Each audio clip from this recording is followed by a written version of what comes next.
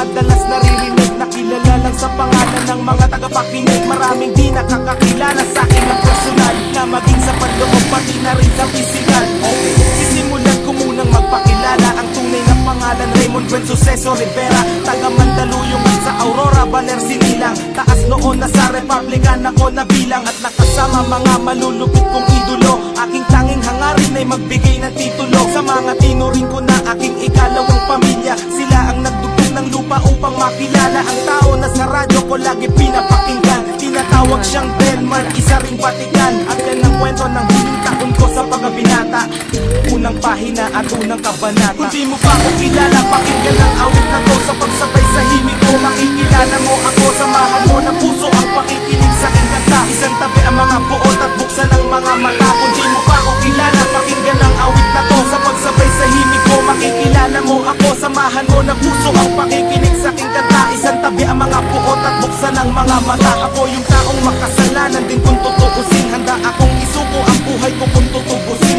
Ni Jesus ang aking buhay ay aking tatanggapin, pagkat alam kong mga dyablo sa akin ay tatanggalin. Kung yan lang ang paraan upang malinis ang